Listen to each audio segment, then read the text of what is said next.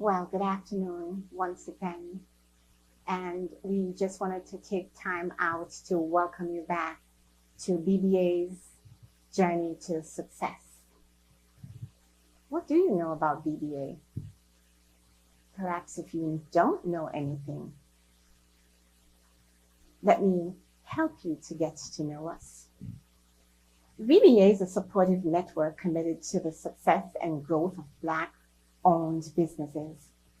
We offer access to funding, resources, and a community of like-minded entrepreneurs, all aimed at fostering growth, prosperity, and opportunity within the Black community.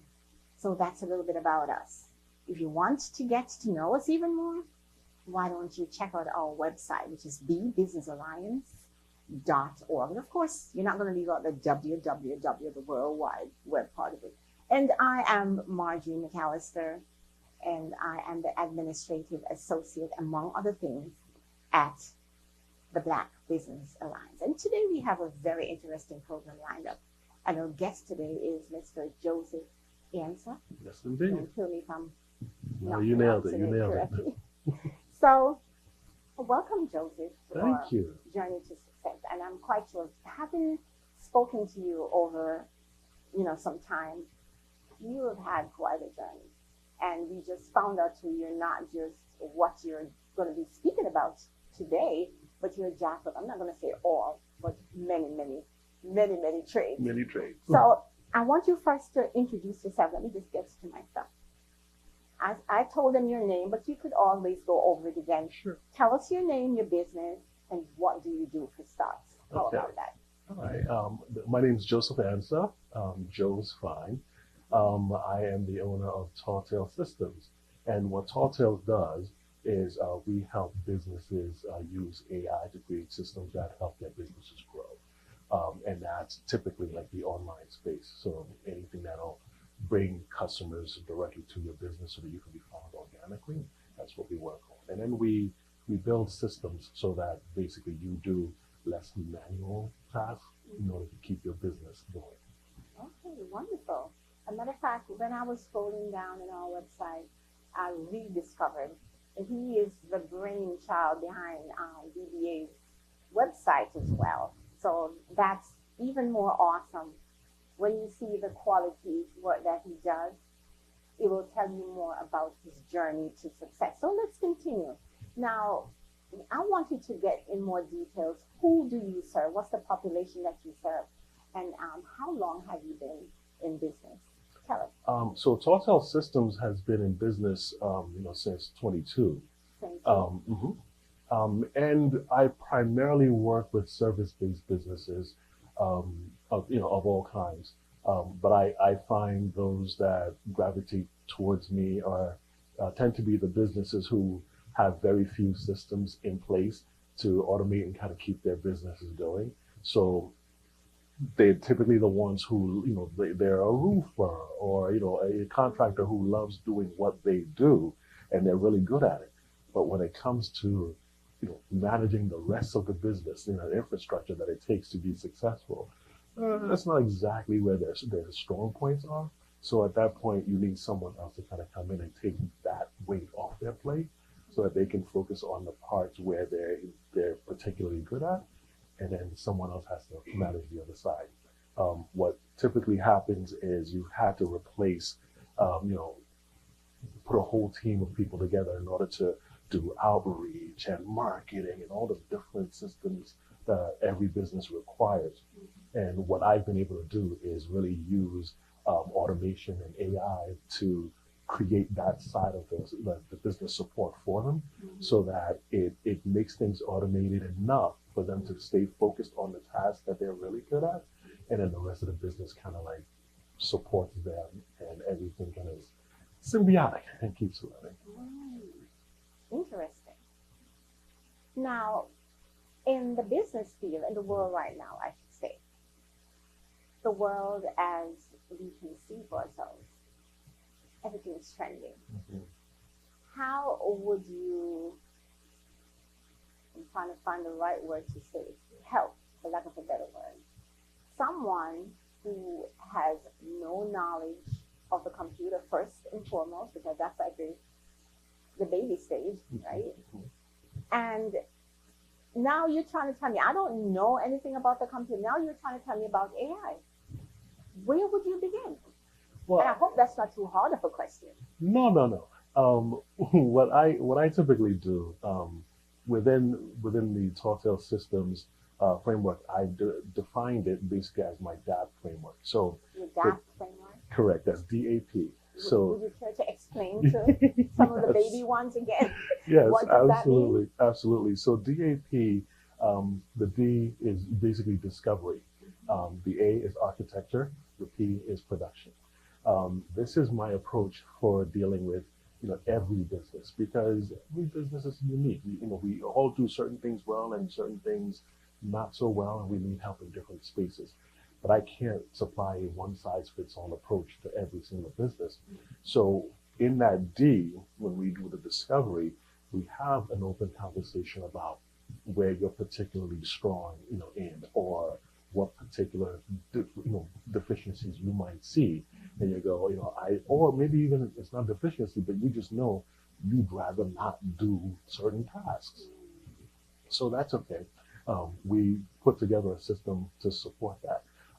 When I came up with this framework, I said one of the things that would set my business apart is the fact that we build this framework around like human-centered needs.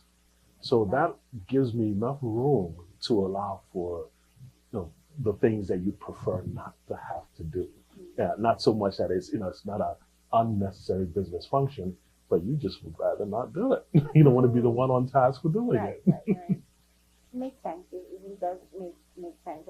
And so you covered in that, you covered who do you serve. So let's move on to how long. I think you did mention it. How long have you been in this particular business? Yes. So while I began Telltale in 22, my entire background since 1995 has been in the marketing area. I started out in print for the first 5 years, and then about 2000 or so, I switched from just print-based work over to the internet. So I've been designing, web pages and things like that since the internet was fast enough for it to be used as a reliable business tool.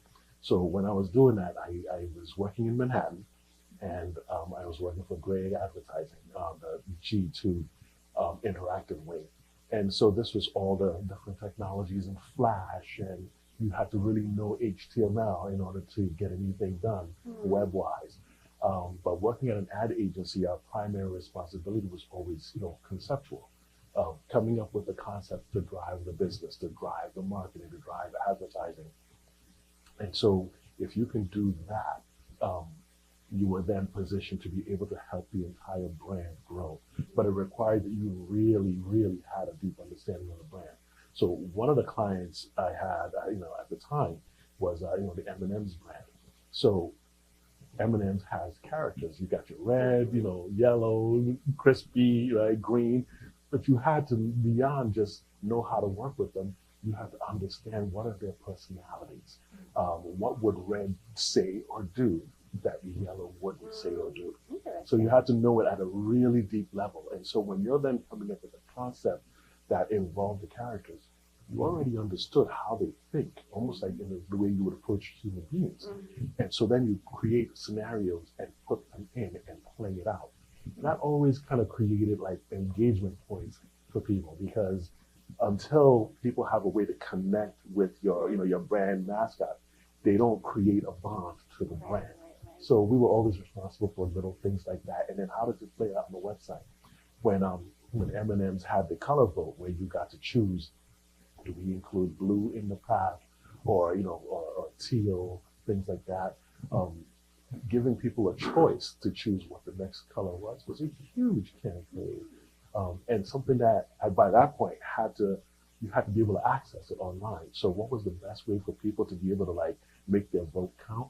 They had to go online, go to the website, and actually click, one color over another.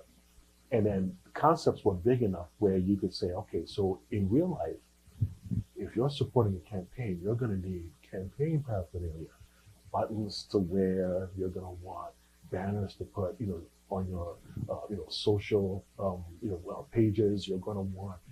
Back then, we would build screen savers as well. So the background on your desktop, the screensaver that you went to, all of those things would be part of the set of assets that we built. So it was a full-fledged 360-degree campaign for characters that did not exist, but we had to treat them like they were real people, because the more real we treated them, the better it was for you to buy in, to follow the brand. And for the human perception to grasp it as well. Exactly. Yeah, because our minds are so intricate, Exactly. Yeah, but while you're speaking, I was just starting to think about gray areas in your journey, because it's all about the journey. What would you think, to the best of your ability, the gray areas that's connected with what we are speaking about? Because we want to get up to the AI, speed of the AI. Do you think is there any gray areas, and how we could work around that so human beings will just gravitate to the entire concept? Am I making it too hard for you? No. No, I think when you say gray areas, in my mind, it translates into certain things in terms of, are you referring to areas for things that we should not do? We should not do. Okay. Yes. All right. I don't know that anything is particularly off the table. I think whenever you approach, concepts, whether it's, for marketing, or you're just looking at how, a concept that is driving what, your website looks like and how it presents to people, you're always looking to position it around the person that you're designing it for. So nothing is off the table other than don't leave them with a poor taste, bad experience, poor taste in their mouth, right? To me, that's the only rule that you don't want to break. But if you know that your audience leans a particular way, then you want to build an experience that sets the right expectation for them in terms of, whenever I engage with you as a brand, this is going to be the type of experience that I get. And so if you can do that, and then think all the way through your client interactions, right? In terms of, okay, if I can map out what a journey, the day in the life looks like for my ideal client, what are the sort of things that I would put into place? So when we're working on, when I was working on helmets, we would literally say things like, okay, my ideal client is a mom. She's busy, she's working. What does her day look like? Okay, she wakes up at 6 o'clock in the morning. By 8 o'clock, she's in a car and she's going to work. What are all the different touch points that she's going to encounter on the journey from her home to her work?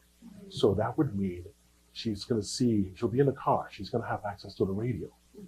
She's going to be seeing billboards on the way to the job. So if I'm building out assets and thinking of a concept, it has to be something that I can execute as a radio ad. So that she turns on the radio, she hears about what I'm offering. And while she's driving to work, she has to be able to see some billboards that will also speak to and confirm what she's hearing on the radio, right? And then when she gets to work, she may want to try a recipe with her friends at work, because maybe they like to share recipes. So I'm going to need to give her access to, specific branded, recipes that are using my product, so she can taste it in a way that she likes, right? I love that. So this is all part of her day. Now we've just only hit lunchtime, right? And then you're looking at, okay, so the day is over. On her journey back home, I'm not going to repeat the exact same thing, but I'm going to say, how do I extend the message that she saw in the morning into something that, she can experience at nighttime? Maybe at nighttime, she's got kids to pick up before she gets home.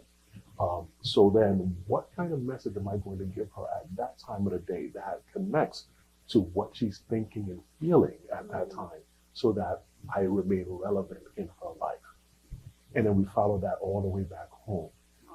Right. So if you think of your ideal customer through an entire day in a life cycle and plan out every single way of interacting, if you ran a promotion and they gave you permission to contact them, they might say, Well, how would you prefer to be contacted? Most people don't ask you, what's your preference? They're just going to assume you're going to give me your email, Right. or it's text only.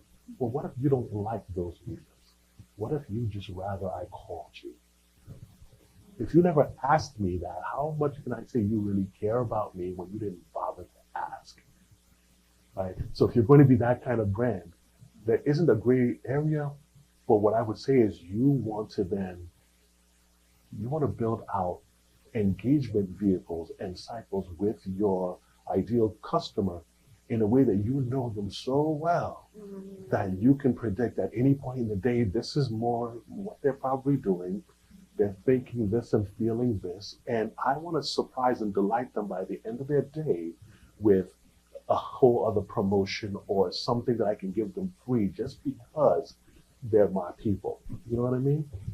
So that's how you want to think through things. So there's no gray area, right? Except in a way that it maps or marries back to your client. So now if my brand is guys who like to, to run marathons, I'm going to do things along the lines of guys who like to run marathons.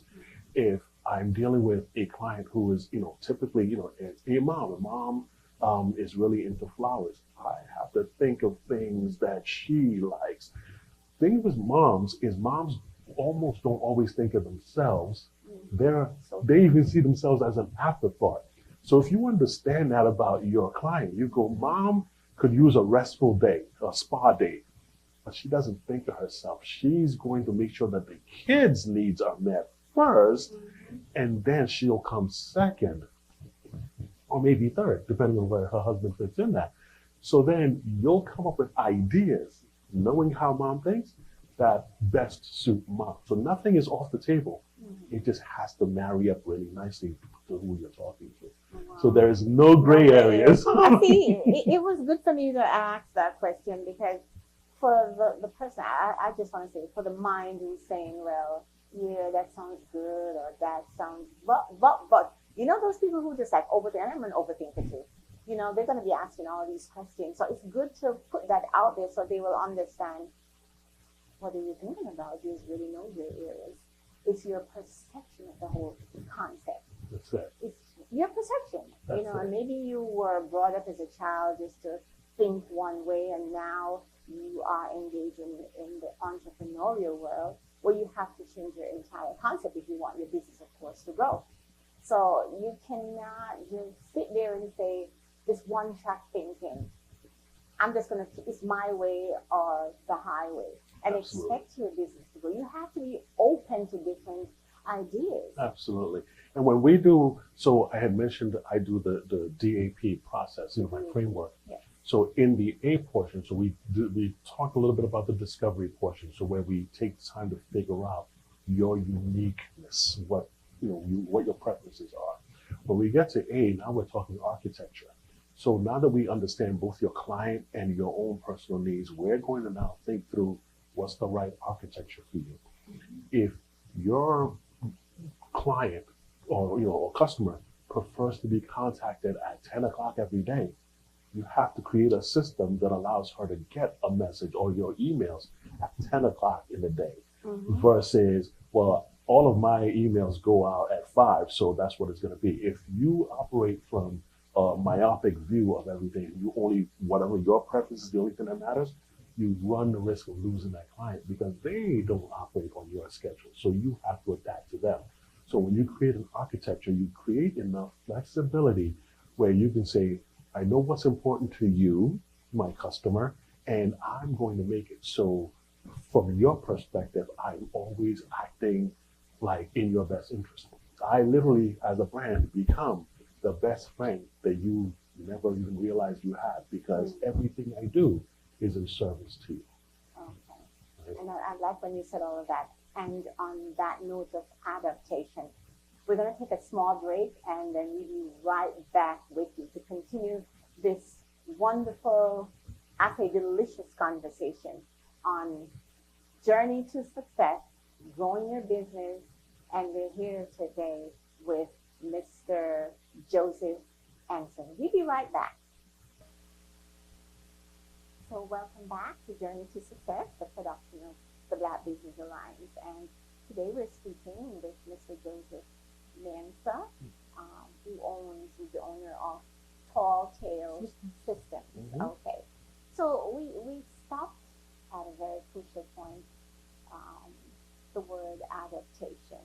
So I wanted to ask you, well, what made you tick? What made you start this business? Was there a defining moment when you knew that this was your passion, your path? Let's talk a little bit about that, Sure. and then we can expand. Absolutely. So to kind of go back to give a really good sense of kind of who I am as an individual, my undergrad was in psychology. And within the framework of psychology, I've always been far more interested in why people do what they do, and not necessarily like who did what and what was done or even how it was done. I think those things you can always figure out because it's pretty overt. It's out there in the open. But getting to why and what motivates people, that was always a thing that psychology just really just fascinated me and drew me in. So I went down that path. Now, early in my career, people would go, wait, you were doing graphic design and that has nothing to do with psychology. What gives you the authority to do this? Right?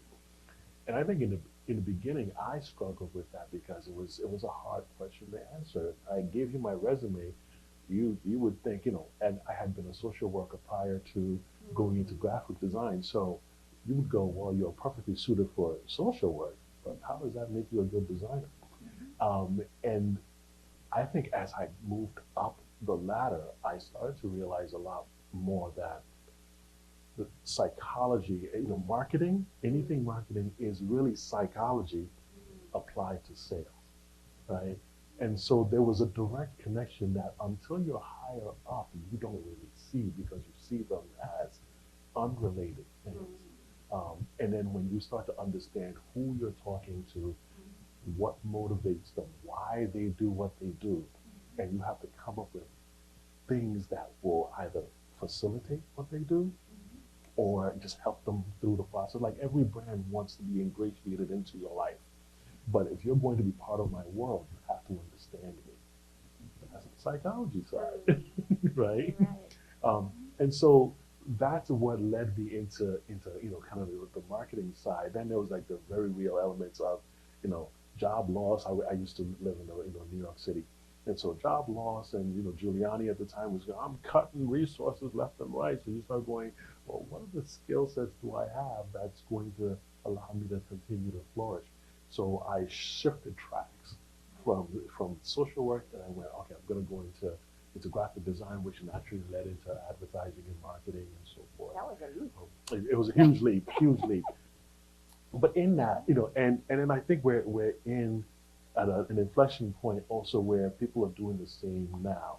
So when I mentioned Tall Tale Systems, for the past 3.5, almost 4 years, I've been educating myself on the power of AI. 3 years ago, if I realized if I brought up the subject of AI to most people, it was just deer in the headlights. What? You're doing what? I don't understand this. I hate this. Don't talk about it. I don't. It wasn't going anywhere. So my business model being built around it 3 years ago was really difficult because I had to spend so much time explaining to people, first off, what is this whole AI thing and why should I care? Right, right. Right? Where fast forward now when I mentioned AI, everyone has at least heard of ChatGPT. So it makes it where, okay, we've got some common ground now. So now we can have a conversation. So that I think was a challenging, point for my business where you're so far ahead of the curve that everyone hasn't quite caught up yet, and you're just talking in your own echo chamber. You're talking to yourself because no one else knows what you're talking about, right? So that was tricky. But eventually things changed, and I think during that time, what I did was I just said, let me continue to grind at this because I see this as this is the future. This is not going away anytime soon. So the better I get at this and understanding this, the better I'm able to serve my customers. So all well and good. What I started realizing initially, it was all about the tech itself, and it was very much like you have to learn GPT and get familiar with Claude and Gemini, and then DeepSeek came out and it's like, oh, yet another thing I gotta go learn, right? And then and so on and so forth. What I noticed with the industry is that every 3 months or so, something new gets inserted in, whether it's a feature upgrade or it's a new tool altogether. And I notice also all of the big players, everyone from Adobe to Microsoft, were all injecting AI into their tools. So you weren't going to be able to get around it. I could literally remember a time when, I'd be in Photoshop and there are certain tools in Photoshop for background, filling a background after you remove, let's say, a person from a photograph. You were left with a hole.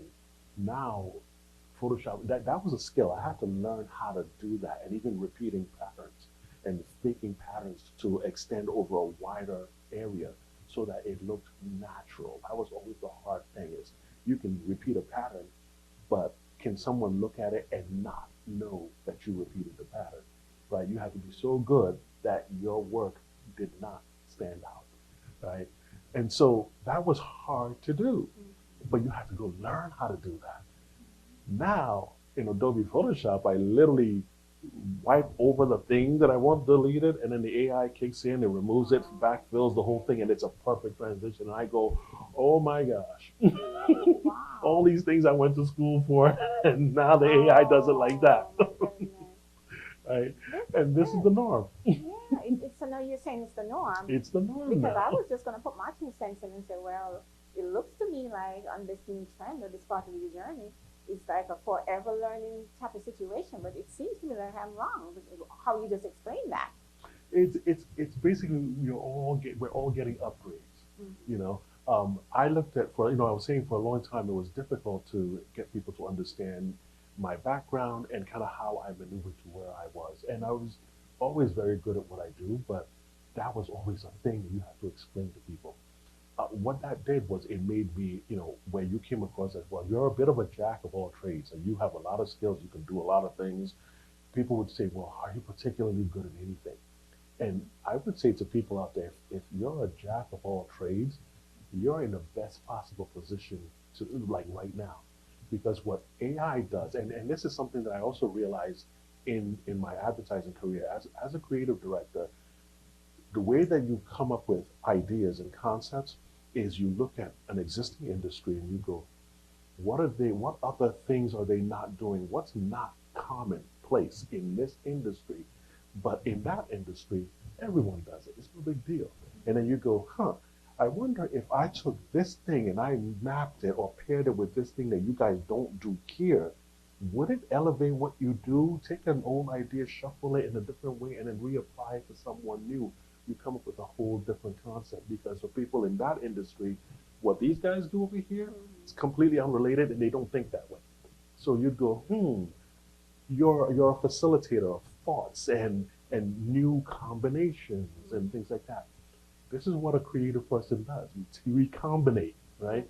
So now we're in a position where if you're using AI and you've had this wide variety of experiences and you're a bit of a jack of all trades, the skill that you really have is that you can see how things connect, relationships between things that on the surface may look like they're not connected to each other at all. But because you see things differently, you go, if I took this and connected it to this and then polished it up with this, I can create a whole new combination, and boom, I've just created something new.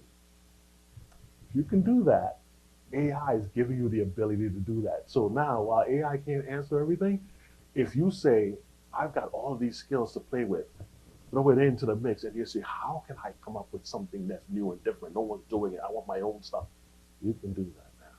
Oh, I feel your excitement. And this is great because it's rolling over to the camera, and so when people actually see it, they're not only going to see it, because if I'm sitting right next to you and I'm feeling the excitement of this brand new, escapade that's on right now regarding AI, wow, what's next going to happen?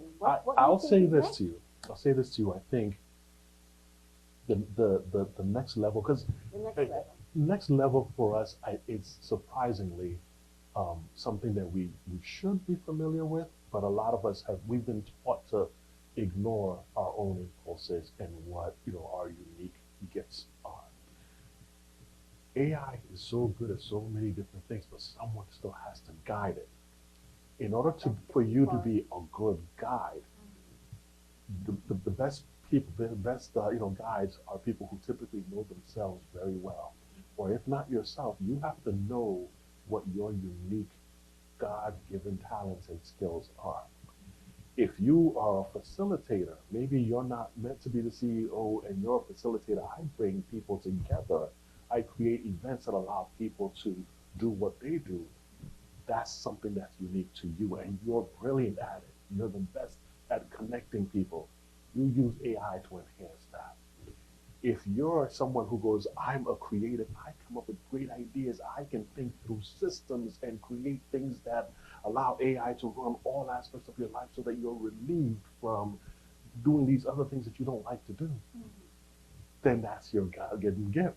Use AI to amplify that, right? If you're in sales, if you're in manufacturing, whatever it is that you do really, really well, you want to use AI to enhance that. That automatically puts you in a position where you're not struggling to keep up because AI every 3 months has changed their new feature.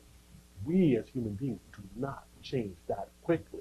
So if you chase adaptation, going back to that word again, yes. So if you chase the technology, you'll spend all of your time simply chasing the technology when what you should be doing is define what's important to you, the thing that you want to accomplish, and then use the technology to amplify that. If you do it that way, anytime the technology gets better, well, so does the thing that you do. Then you're not chasing the tech, you're being made better by virtue of the tech being better.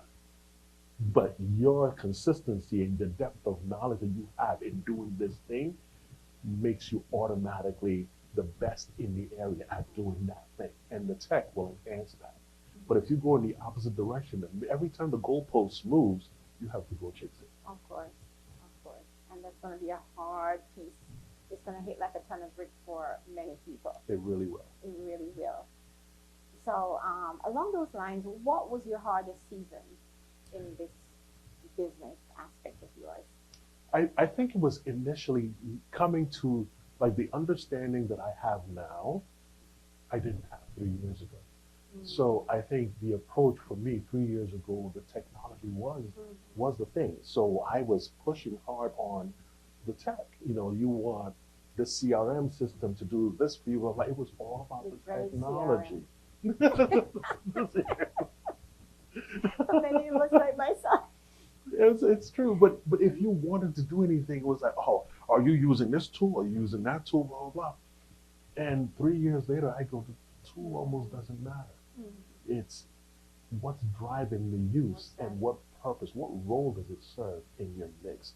When you conquer that piece, you go, oh, the tool just serves me in accomplishing the thing that I'm trying to do. That's all it'll ever be. It's the tool. But the thing that makes my business different from your business is me, right? I have a particular way of thinking and doing things and seeing things that is not you. So we can, I'm a martial artist also, and one of the things about when you become a black belt is understanding that me having power and you having power does not make you a threat to me. Right? I should be able to respect your ability to be and to flourish without me feeling threatened by it. And so this is, in a business sense, we can both, this is not a zero-sum game. We can both flourish. It doesn't have to be, it's either me or it's you.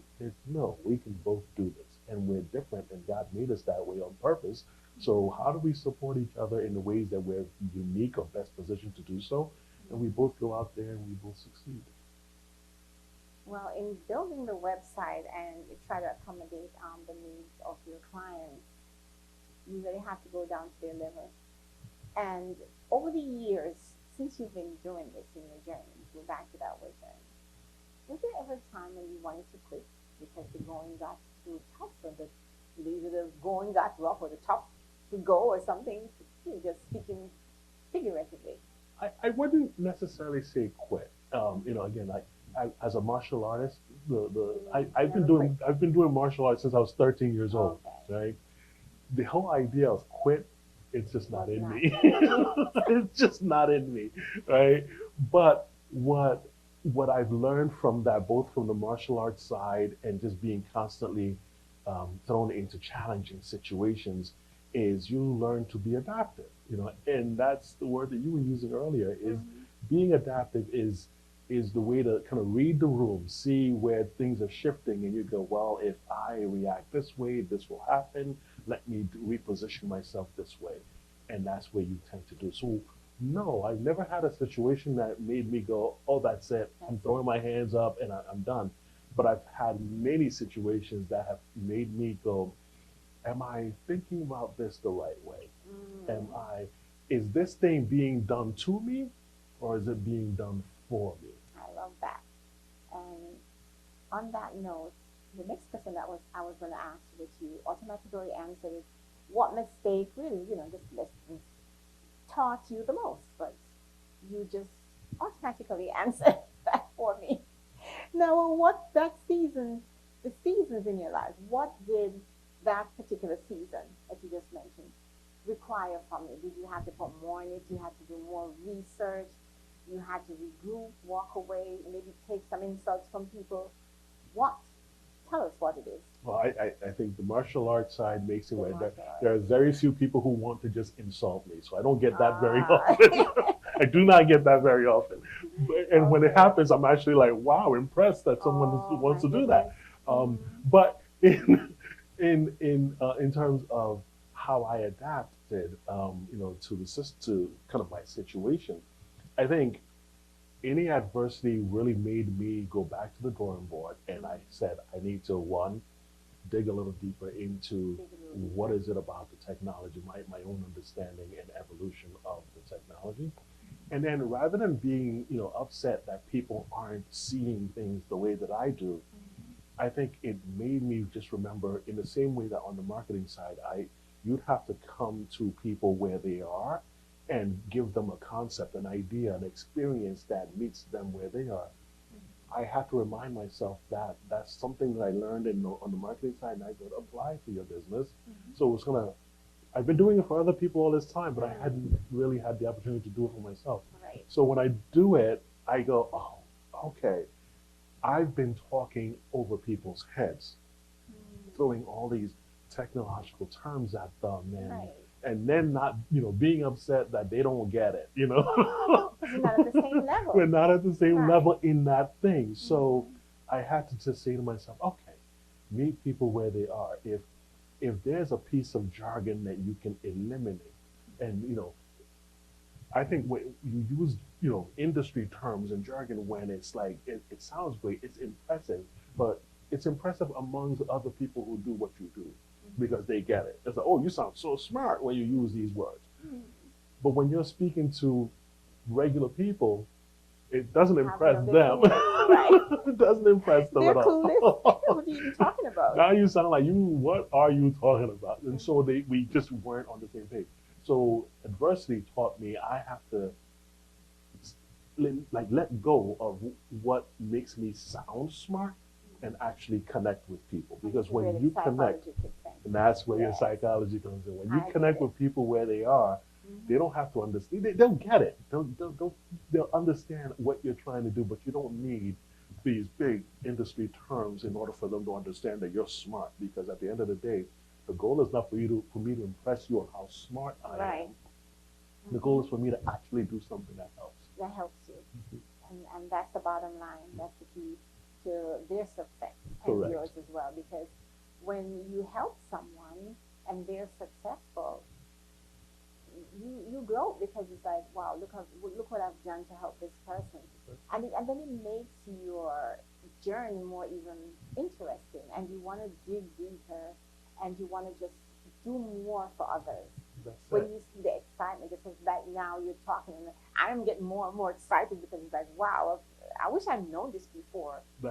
That's purely. I mean, I think for me, that's where I am now. So So some of my customers, I have a really good relationship with them, where after I took their websites and I redid the whole thing. So when I approach the DAP framework with the website, it's above and beyond just the fact that it looks nice as a website. I have it working on the back end so that it's positioning itself in Google search engines. So if someone happens to be using ChatGPT to look for them, GPT knows enough about them to be able to answer a question and suggest them as the client. So it's doing for them without them having to do anything else. The website's doing the actual work, right? At the end of the day, I realized as I evolved in my understanding, they don't care about, the smart tech that I put together. Their result is they want, am I getting a customer out of this? Did you drive more customers towards, to my business so my business can make more money?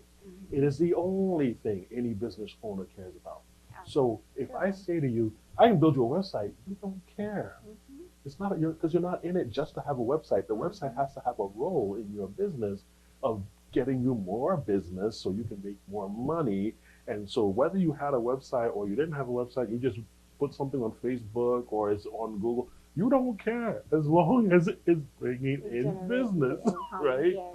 So that's the level we go to. So I put a lot of tech behind the scenes so they don't have to think about it.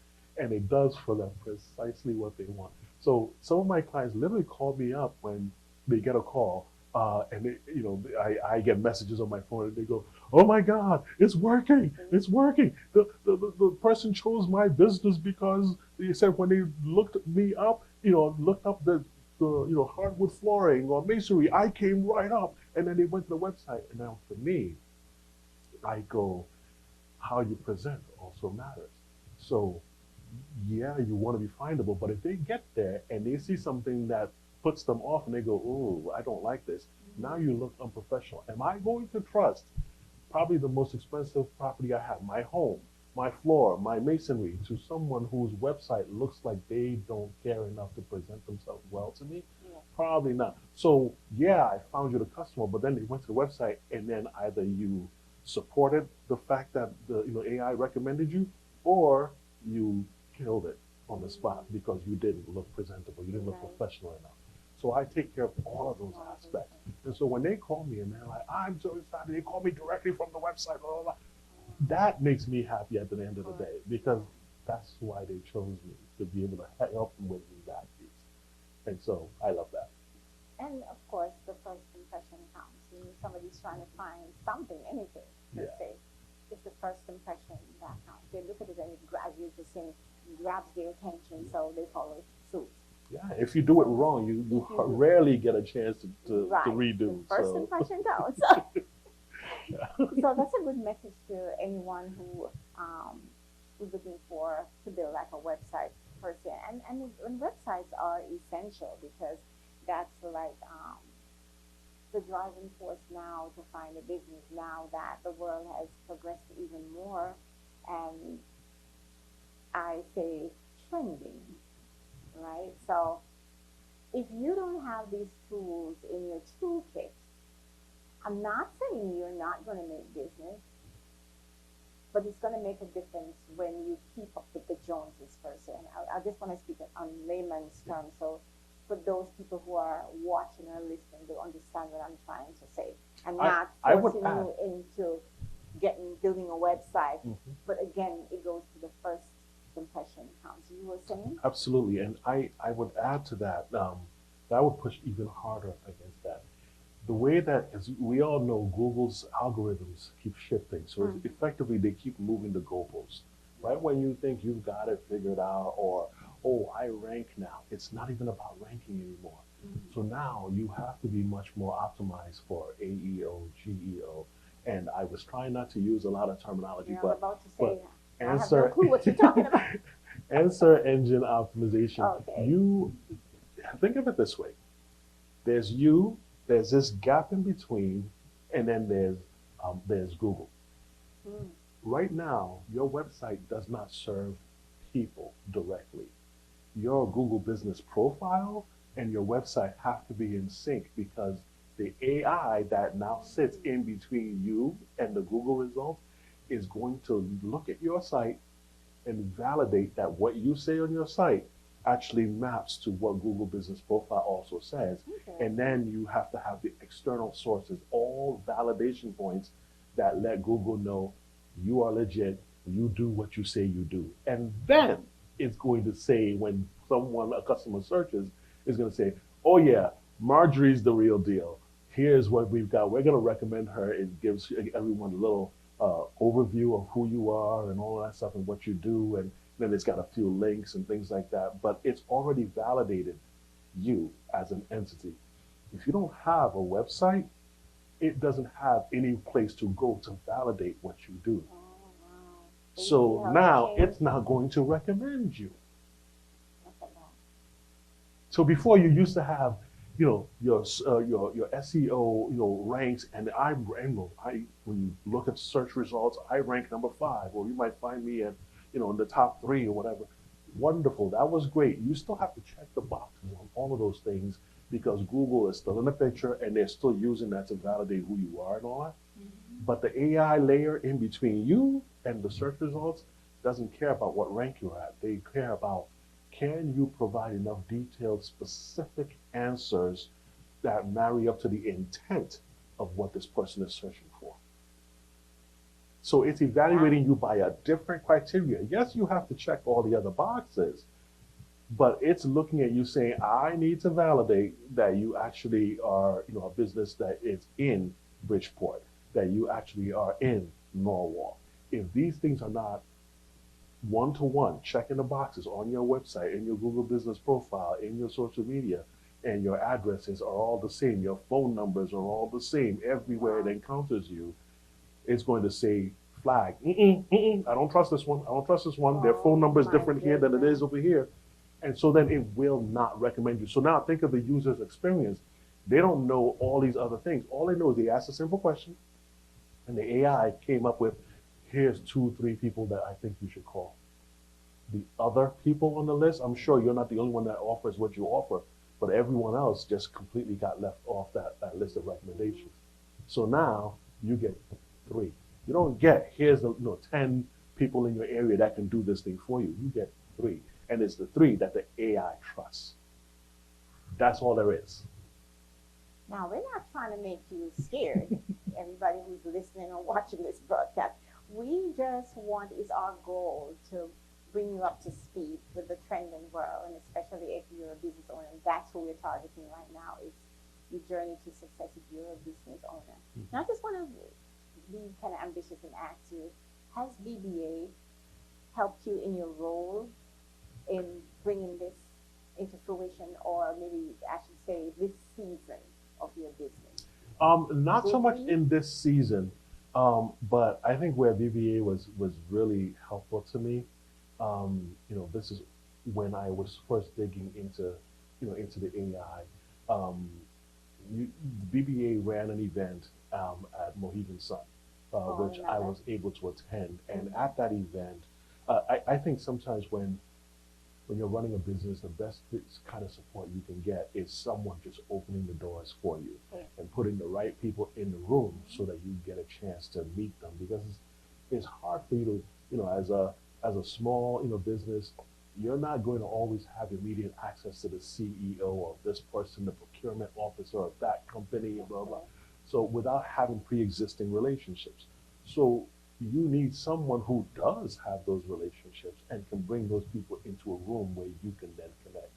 And that changes things for you. So I was able to start having different conversations because at that event, I met someone from, Liberty Bank, and that changed the nature of, oh, wow, I now have, an audience. I have someone from there. I know the procurement person now from Mohegan Sun, and the people that showed up was like, oh, wow, these are people that if I can help them solve the problems that they're having, both their business will benefit and my business will benefit. So that's where the BBA was extremely helpful in that area for me. Okay. And that's where I hope Anne-Marie will keep doing. We, for, as long as we possibly can, and we believe this is going to last forever. Maybe we'll break out into different tangents, but this part will always remain the same. Yeah, I remember telling Anne Marie like it's the one thing I need. Because again, I'm a different kind of business in the sense that like with my background, even marketing for such big companies, there was always a layer in between where you never spoke to, other than presenting your concepts and and the pitch, you didn't have the direct connection to the business development officer, in that company. Mm-hmm. So while it was baked in there, when you go solo, you don't have those same connections anymore. So you needed someone to kind of fill that emptiness in your business operation, and that's where BBA came in. So I told Anne Marie, I was like, if you can keep doing that for me, I would be eternally grateful. And the more you are eternally grateful is the more effect you will have on the community at large in terms of businesses as well. Absolutely. And so we're going to move on, and in the essence of time, I want you to look right into that camera, and the advice that I want you to give our audience is, what advice would you give them when, if a person is just starting a business? Um, I would say, pretty much what we've been talking about in terms of finding your unique advantages, kind of the place where you're uniquely gifted that you really do well in. I like to say it's your God-given talent, but it's the sort of thing that you would be doing if no one was paying you to do it. You'd probably be doing it anyway because you love it that much, right? Make it something of value that someone would be willing to pay you for to do for them, and then do that, and then take AI, take technology, emerging tech, to amplify that, because now you've got the you part that's unique, and then you apply your amplifier technology to make you more of who you are. With that combination, you really can't fail because you cover off on all aspects of it. The AI will support everything you're doing, and then from there you can literally elevate in a way that I think traditionally would have been harder for you to do all by yourself. At least you needed a much bigger team in order to be all you could be. So now you have leverage. So please use it. Thank you so much for that. Now, what does success mean to you right now in this season of your life? Right now in this season, I think for me it's the having full control of my time. So obviously you want to have your finances together where you don't have to, report to someone's dangling, the dollar in front of you, and they're going to make you do what they need you to do. So you want to be financially independent. But I'm finding, especially as I spend more time digging into the technology and all this, the shifting landscape, my time is so much more valuable because it's a finite resource. I don't have that much of it, Mm-hmm. and so I really do not like when if I feel like an entity, a person is wasting my time. Mm-hmm. Oh, I have very little patience for that Okay. because it's nothing that I can ever get back. So for me, it's the financial freedom and then the time to be able to use it and spend it with whom I want. I think that's paramount to Okay, thank you. Now take a quick second just to speak to that person who's listening, watching, and they right now feel like quitting. What would you say to them? me. Okay, well, I already said I do not believe in quitting. um, from I'd say from your perspective, you have to ask yourself if it's a matter of you've hit the wall and you're wondering if there's a different challenge out there. I'm going to make a distinction between quitting or shifting lanes. As I said before, I've shifted lanes a few times in my career. Shifting lanes is not really a quit, is an adjustment. It's figuring out where your needs will be best served or how you can kind of put yourself into a right position to receive your blessings. Um, but it's not quitting. So as long as you continue to pursue that, because if you today said, I'm going to quit, my question to you would be, and do what? Mm. Right? Quit and do what? You can't ever quit. You have an ultimate responsibility to the future version of you. I don't consider us as human beings. I say we're humans becoming, Mm. because you're always changing. You're becoming that version of yourself Right. that the creator has entrusted with a unique gift. There's a purpose that you have. And if you quit, how are you ever going to fulfill that purpose? How? Right. Wow. This is so mind-blowing. Now, what's next for your business before we sign off today? What's next for your business, and where can people find you? So Share your contact information with yeah, you can always find me at talltalesystems.com. That's TALLTALE systems with an S at the end.com. Um, and literally, reach out to me with any questions, how we can help. You know, kind of help you align, or just questions about AI, what you can do to elevate. Um, I'm always on hand, willing to help.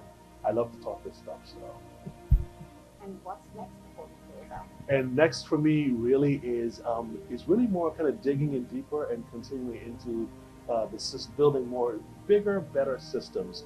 If I have it my way, I want the technology to get to the point where it knows you so well, much in the same way that we would journey out the path for an average person from morning to night.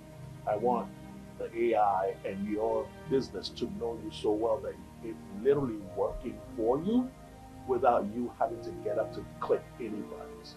So it knows what you want, and it's executing on its own, and it's building and creating a business, and your business is making you money while you sleep. I think we all have to get to the point where we can make money without having to work for it. And that's the key. In your next phase to your journey to success. Thank you so much for your time and time spent with you and with the audience, well spent. And we hope you got some kind of added incentive, what you were looking for.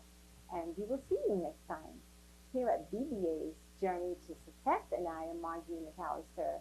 Today I was sitting in with Mr. Joseph Ansah. Thank you so much for your time. We'll see you soon. Bye-bye now. Thank you. You're welcome.